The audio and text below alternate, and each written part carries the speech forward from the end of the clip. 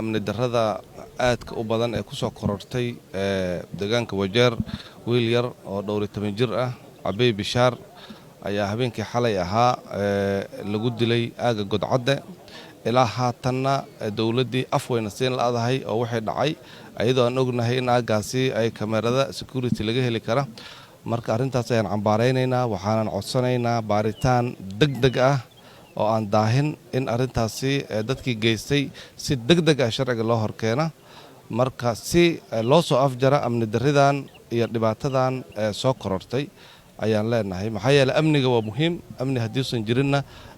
noloshii iyo shaqayntii ayaaba dhib noqonaysa wassalaamu calaykum Wajeer oo joogo anoo ay Wajeer oo ma garanaysaa taa Wajeer calam macuu ka degan waxaan cambaaraynaa oo dawladdu u sheegaa dilkan foosho xun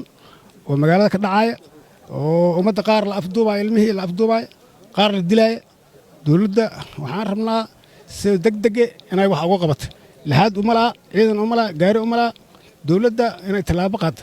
wadanka waa halaabay rabaa magaaladan darad cunug baan soo ridnay maalin kale cunug baa la soo ridaa ilmihii waa la laynaa qaar waa la tooriyeynaa bismillaahi raxmaani raxiim magacayga waxaa la dhahaa Yuusuf Cadow waxaan joogaa xaafadda Cali Macow xali waxaana qabsatay arrin musiibo ah oo weli aan maratay aan ka dhaxdhicin countiga Wajeer ayaa dhacday musiibadaas oo ah xali 9 saac weyn markay ahayd ayaa telefoon noola soo diray waxaa noola sheegay wiilashii aan dhalna kamid ah oo dhalinyarta kamid ah in xali habeenimo meydkiis lagu soo tuuray station Grifto meesha garoofada la yiraahdo beer haysta oo station Grift ku taala 9 saac weyn maan kacnay waxaan tagnay ayaan tagnay meesha hadii tagnay meydkii oo meesha baan u imaadnay wax hadda aan markii idaheed meesha aan ugu imaadnay oo dadka dilka geystahay oo musiibada geystahay ugu imaadnay ma jirin meeshii maanta dhan ilaa hadda waxaan ku jirnaa wali baaritaan aan ku jirnaa hawsha idaheed waa arrin aad iyo aad musiibo oo aad u xun marka waa ka xunnahay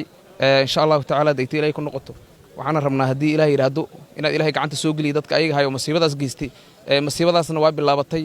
darrad ayay ahayd waxaan ka hadlaynay wiil oo la afduubay oo maaragtay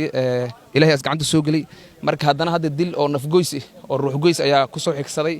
marka dawladda waxaan ku codsanaynaa ayadana inay maaragtay arrintaas il dheeraad ah u lahaato dadka security issue u xil saarnay waliba inay arrintaas sida ugu degdegta badan ay talaabo ka qaadaan hawshaasna ay soo afjaraan ayaan ku codsanaynaa annagana waa la shaqaynaynaa waa la taagannahay marka ilaahayna waxaan ka baryaynaa inuu ilaahay soo qabto marka hadda meesha duugteed ayaan joognaa oo tacsiida ay ka dhacday oo maaragtay tolka gurmaday iskugu imaadeen ayaan joognaa marka arrintaas aad iyo aad aan ugu xunnahay